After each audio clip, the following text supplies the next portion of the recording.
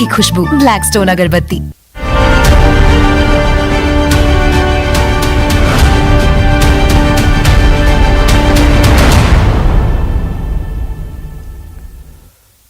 नमस्कार, हमारे खास कार्यक्रम खबर में दम है में स्वागत है आप सभी का। आपके साथ मैं रविंद्र सिंह और इस बुलेटिन में हम आपको दिखाते हैं वो खबरें जो पूरे सप्ताह सबसे ज्यादा चर्चा में रही। तो सबसे पहले बात होगी एक ऐसी वारदात की जिसने पूरे राजस्थान को झकझोर कर रख दिया। एक गर्भवती महिला के साथ इतना बड़ा अत्याचार हुआ कि आप भी इसे देखेंगे तो आपके रोंगटे खड़े हो जाएंगे। वहीं प्रदेश में चल रहे सबसे बड़े ईडी के छापे की कार्रवाई का भी खुलासा करेंगे, क्योंकि ईडी राजस्थान में कोई बड़ा खजाना तलाश कर रही है। और इसके साथ ही आपको दिखाएंगे कुचामन सिटी में गैंग वॉर के शिकार हुए 2 अनजान दलित युवकों की दास्तान, जिनकी बदमाशों ने गफलत में हत्या कर दी। तो बने रहिएगा हमारे साथ और शुरू करते हैं खबर में दम है।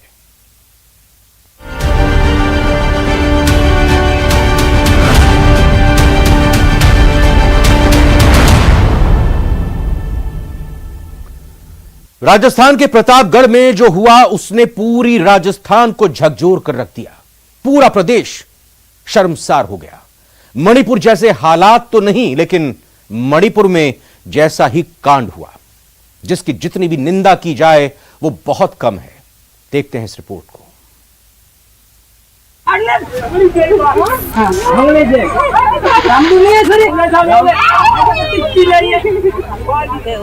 वो चिल्ला रही थी, चीख रही थी, हाथ जोड़कर माफी मांग रही थी, क्योंकि उसे समाज के सामने ही नग्न किया जा रहा था।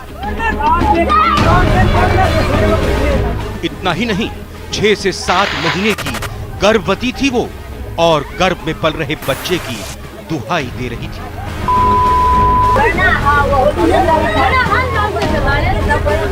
वो कुछ नहीं कर सकती थी, क्योंकि उसे खंभे से बांध दिया गया था।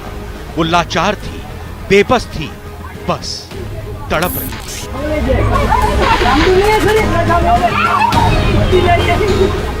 खुद को बचाने की कोशिश कर रही थी, लेकिन उसकी हर कोशिश नाकाम हो रही थी। और समाज उसकी इज्जत लुटते हुए देख रहा था। वही समाज जिनके बीच हम रहते हैं, वही समाज जो 4 बातें कहता है, वही समाज जिसकी हमें चिंता होती है। लेकिन समाज के इन्हीं भेड़ियों के सामने एक स्त्री को निर्वस्त्र किया जा रहा था, और वही समाज इसका वीडियो बना रहा था, हंस रहा था। इन समाज के भेड़ियों के बीच एक अकेली वही महिला नहीं थी। उस वारदात की जगह पर और भी कई महिलाएं थीं जो इसको देख रही थीं, हंस रही थीं, लेकिन किसी ने भी इसको बचाने की कोशिश नहीं की।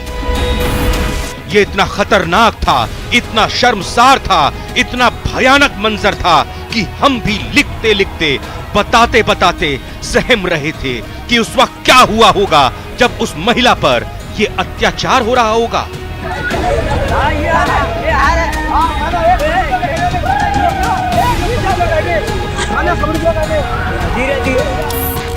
किसी तरह बचते बचाते खुद को खंभे से तो अलग किया, लेकिन उस अत्याचारी से खुद को छुड़ा नहीं पा रही थी। वो अत्याचारी कोई और नहीं, उसका ही पति था, जिसके साथ उसने 7 जन्मों के फेरे लिए थे, जिसके साथ जीने मरने की कस्में खाई थीं। आज वही पति उसको समाज के सामने नग्न कर रहा था। इतना ही नहीं, जब भेड़िए की शक्ल में अत्याचारी पति इसमें नाकाम हो रहा था, तो वहीं पर खड़े वीडियो बना रहे लोग उसकी मदद कर रहे थे। इतना ही नहीं, उसकी साड़ी काटने के लिए उसको धारदार चीज दे रहे थे और उसको उकसा रहे थे, और फिर उस अत्याचारी पति ने अपने मंसूबों को अंजाम दिया।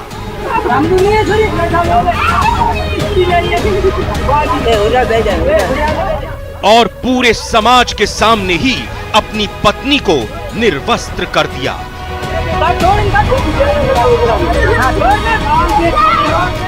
वो भागी, तेजी से भागी, समाज के सामने ही करीब 1 किलोमीटर तक नग्न दौड़ी, लेकिन अपनी इज्जत बचा नहीं पाई।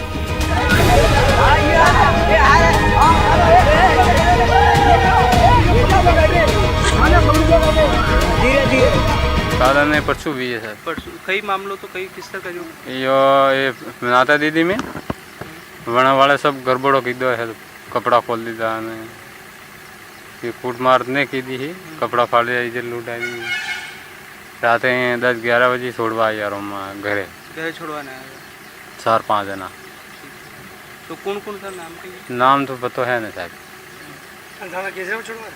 बटे घरे छोड़वा या जन्म जब एको जरियो फाड़े बीजा हंगड़ा नया का थोड़ी थोड़ी।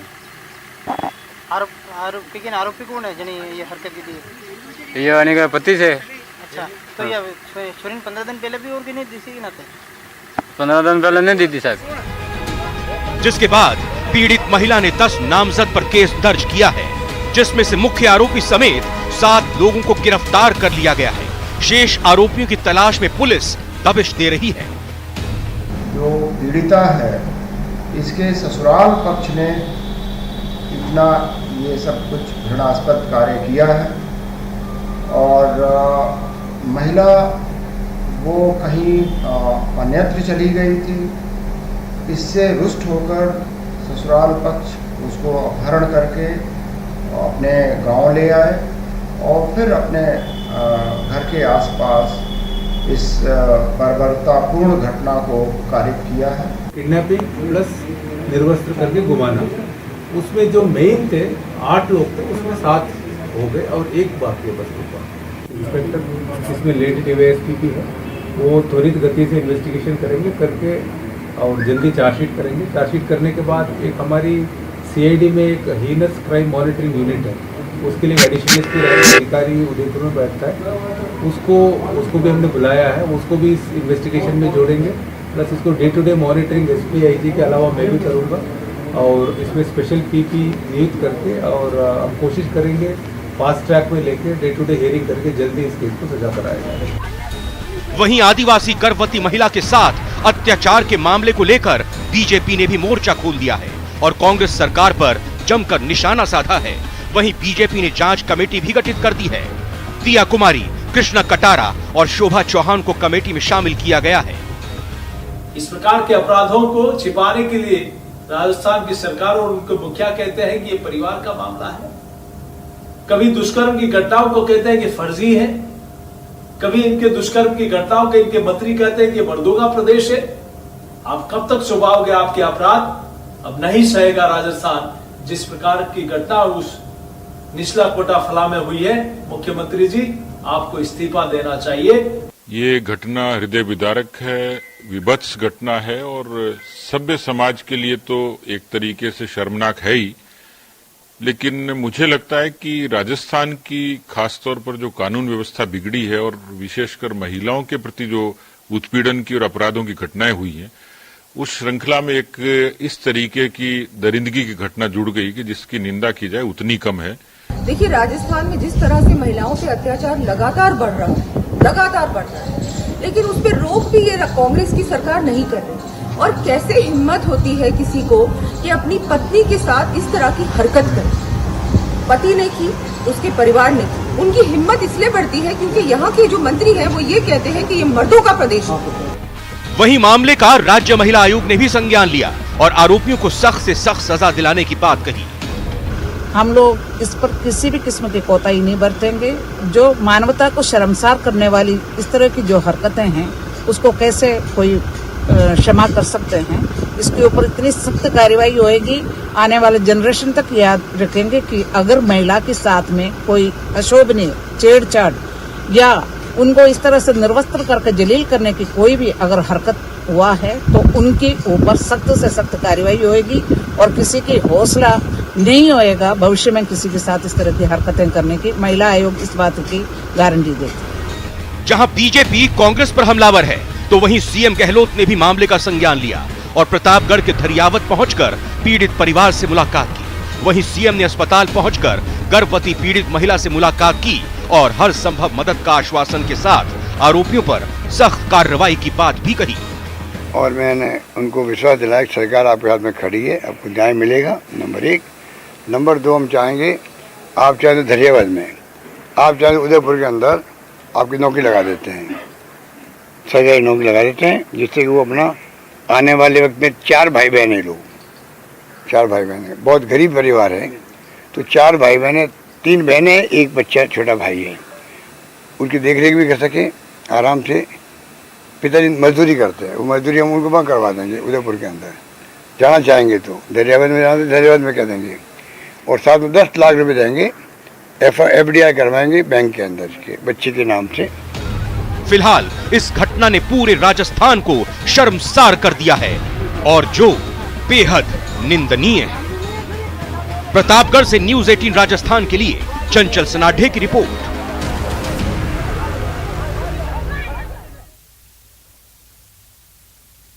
जल जीवन मिशन में हुए करोड़ों के फर्जीवाड़े में ईडी ने राजस्थान में ताबड़तोड़ कार्रवाइयां की हैं। इस दौरान 2.5 करोड़ रुपए के साथ ही सोने की ईंट भी बरामद की गई, जो करीब 1 किलो की बताई जा रही है। ईडी ने जेडीए के तहसीलदार सुरेश शर्मा के वहां से 80 लाख रुपए की नगद और रिटायर्ड RAS अमिताभ कौशिक के घर से कैश भी बरामद किया, जिसके बाद से घोटाले में लिप्त अधिकारी ठेकेदार मोबाइल बंद करके अंडरग्राउंड हो गए हैं।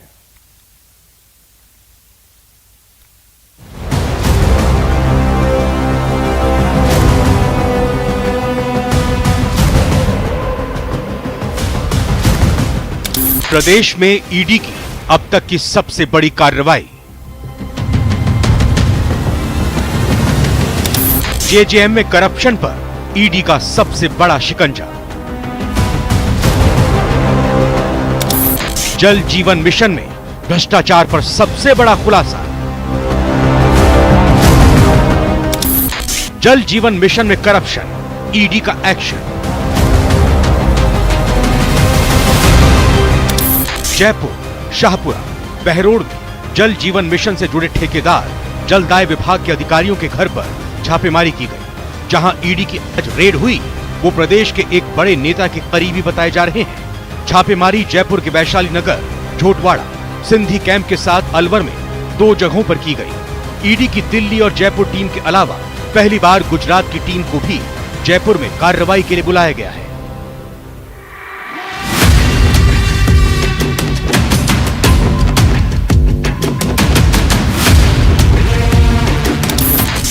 संजय बड़ाया और कल्याण सिंह काव्या के घर पर छापेमारी।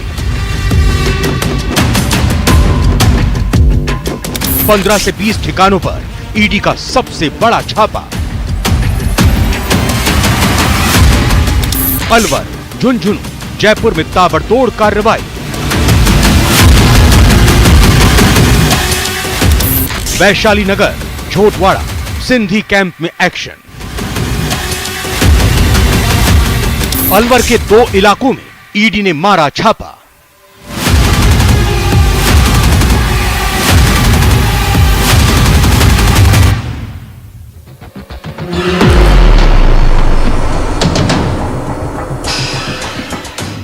देश की सबसे बड़ी पेयजल योजना जल जीवन मिशन में हुए करोड़ों के फर्जीवाड़े को लेकर ईडी की टीम ने राजस्थान में कार्रवाई की है।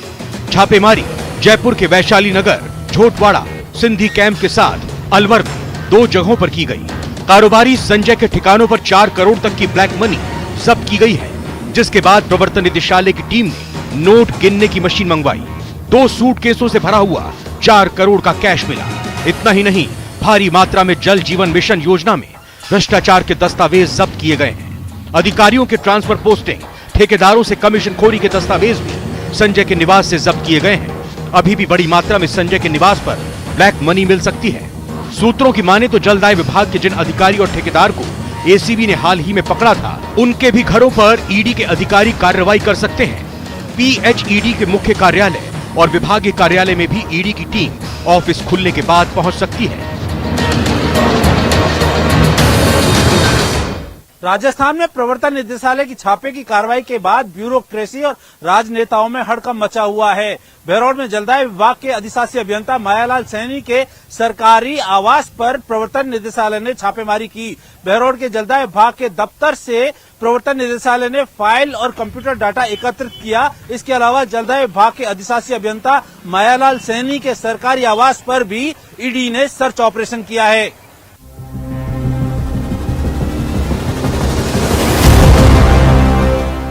वहीं इस मामले में बीजेपी ने राज्य सरकार पर हमला बोला। केंद्रीय मंत्री और बीजेपी के चुनाव प्रभारी प्रहलाद जोशी ने कहा कि इस योजना में भी कांग्रेस ने भ्रष्टाचार किया है। इस मामले में प्रदेश के एक मंत्री का सीधा इन्वॉल्वमेंट है। बट अनफॉर्चुनेटली ये जो एकदम बेसिक चीज है उसमें भी भ्रष्टाचार हुआ है। उसमें भी जहां तक मुझे इन्फॉर्मेशन है गहलोत सरकार के एक मंत्री डायरेक्टली इन्वॉल्व है। तो इसीलिए तो कार्रवाई तो होना चाहिए। कार्रवाई हो रहा है तो कार्रवाई होने के बाद कोर्ट में जाएगा। कोर्ट में जो दोषी है उनको सजा देना पड़ेगा। नहीं तो ये भ्रष्टाचार तो ये लोग तो भ्रष्टाचार करें, हम आंख बंद करके नहीं बैठ सकते। दरअसल सैनी को एसीबी ने 6 अगस्त को जयपुर के होटल पोलो विक्ट्री के पास 2,20,000 रुपए की रिश्वत लेते हुए गिरफ्तार किया था। उन्हें नीमराणा के जेईएन प्रदीप कुमार, रिश्वत देने वाले ठेकेदार पद्मचंद जैन और उसकी कंपनी के सुपरवाइजर मलकेत सिंह समेत एक अन्य व्यक्ति को पकड़ा गया था। तब कार्रवाई के दौरान गाड़ी और ऑफिस से कुल 2,90,000 रुपए मिले थे। अब हम आपको बताते हैं कि आखिर ये जल जीवन मिशन घोटाला है क्या। दरअसल सभी ग्रामीण इलाकों में पेयजल की व्यवस्था होनी थी। राज्य और केंद्र सरकार को 50-50% खर्च करना था। DI doctor iron pipe line डाली जानी थी। इसकी जगह पर HDPE की पाइपलाइन डाली गई। पुरानी पाइपलाइनों को नया बताकर पैसा लिया गया। कई किलोमीटर तक पानी की लाइन डाली ही नहीं गई। ठेकेदारों ने अधिकारियों से मिलकर सारा भुगतान करा लिया। ठेकेदार पद्म जैन हरियाणा से चोरी के पाइप लेकर आए, उसे नया पाइप बताकर बिछा दिया और करोड़ों रुपए ले लिए। ठेकेदार पद्म जैन ने फर्जी कंपनी के सर्टिफिकेट लगाकर टेंडर भी लिया।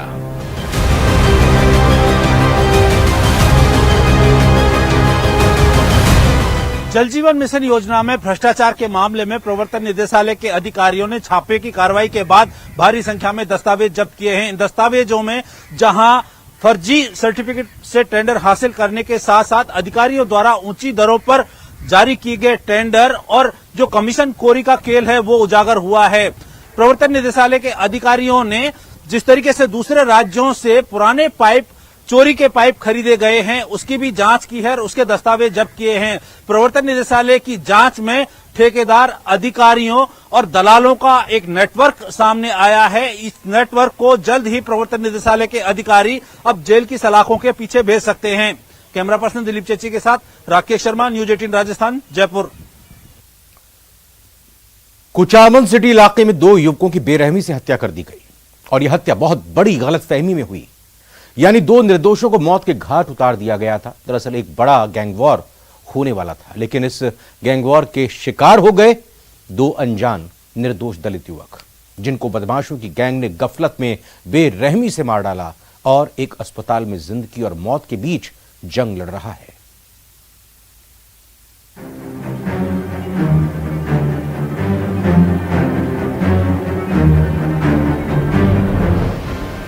कुचामन में होने वाला था बड़ा गैंगवॉर।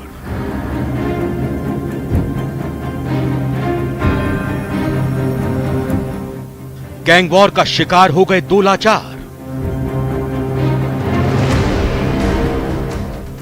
2 दलित युवकों को मार डाला गया।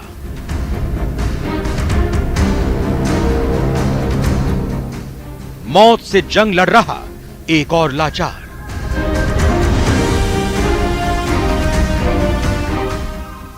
गलतफहमी में डबल मर्डर।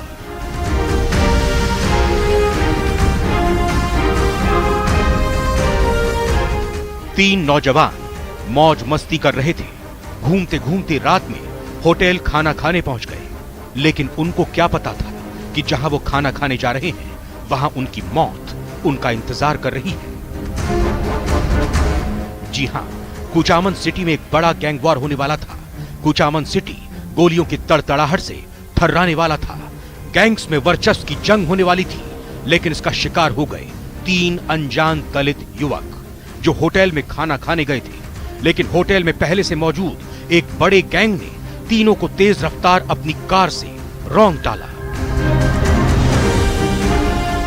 2 की मौके पर ही मौत हो गई और एक युवक अभी भी जिंदगी और मौत के बीच जंग लड़ रहा है। तो रात को हमको एक फ़ोन आया था कि इस हाईवे पे 2 लाश और एक आदमी घायल पड़ा हुआ है। तो हमारा SHO गया है और मौके को निरीक्षण किया गया और उनके बाद उसको कुछ लगा था तो हमें भी बताया था, तो मैंने भी उस स्पॉट का निरीक्षण किया था।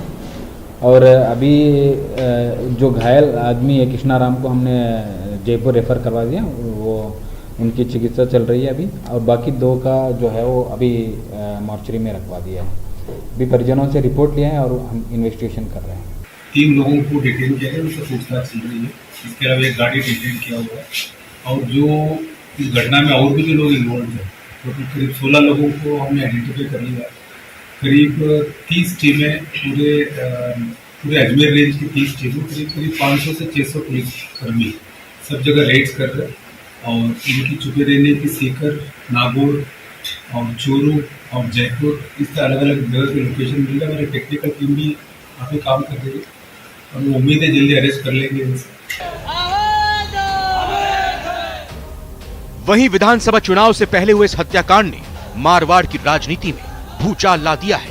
इसे लेकर जहां बीजेपी समेत कई नेता हमलावर हैं, वहीं बीजेपी ने 2-2 जांच कमेटियों का गठन कर चुनावी समय में दलित वोटर्स को रिझाने की भरपूर कोशिश की है।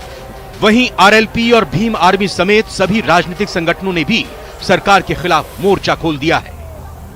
लापरवाह पुलिस और पुलिस की तो मैं बात ही क्या करूं। इसी पुलिस से इसी गैंग ने एक अवैध भरा हुआ डंपर पुलिस की पिटाई करके छुड़ा के ले गए। पुलिस नतमस्तक है।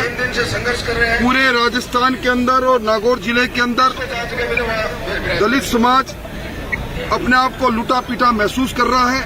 राजस्थान इस समय सर्वाधिक अपराधग्रस्त राज्य है और व्यक्ति न घर में सुरक्षित है न सड़क पर। कुचामन में कुचलकर जिस तरीके से 2 नौजवानों की हत्या हुई है, उससे समाज का और शासन का एक दृश्य साफ दिखाई देता है।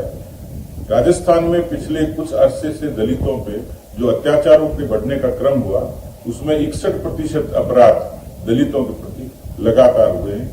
पूरा कुचामन में एक शोक की लहर है, तो पूरा कुचामन पहले तो बंद किया जाएगा और बंद करने के बाद में हमारी नेता जितने भी हैं नेता, उनसे सबसे तो मतलब हमारी उम्मीदें तो जीते हुए प्रतिनिधि उनसे हमारी उम्मीदें खत्म हो चुकी है और हमारे पर मतलब दिन प्रतिदिन अत्याचार बढ़ रहे हैं। नवा विधानसभा में करीब 9वां या मर्डर है और जितने भी हमारे साथ में जो भी मर्डर हुए हैं वो बिल्कुल बिगुना हुआ, किसी तरह का कोई कारण बता नहीं पाया आज तक भी।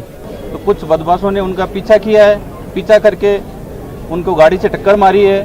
टक्कर मारने पे जो वो तीनों लड़के थे जो खेत में जाके गिर गए, तो बदमाशों ने करीबन 4 या 5 गाड़ियां थी तो उनके ऊपर बार बार चढ़ा के उनकी मौत की है। तो प्रशासन से बार बार ये निवेदन है सभी लोगों का कि ये मेघवाल समाज के साथ में ऐसा क्यों हो रहा है। वहीं मामले को लेकर सरकार ने भी गंभीरता दिखाई। सीएम ने कैबिनेट मंत्री गोविंद राम मेघवाल को कुचामन भेजा और धरने पर बैठे पीड़ित परिवार से मुलाकात की। तो दूसरे प्रदेशों में भी बढ़ रहे हैं, लेकिन मैं एक बात कह सकता हूँ कि जितने भी अपराध हुए हैं, चाहे कैसा ही अपराध हुआ है, चाहे वो कन्हैयालाल ले लो, चाहे राजू ठेठ का ले लो, मुख्यमंत्री जी ने त्वरित कार्रवाई करते हुए तुरंत मुलजिमों की गिरफ्तारी करने का काम किया है। जहां तक खबर में दम है में आज फिलहाल इतना ही। नमस्कार।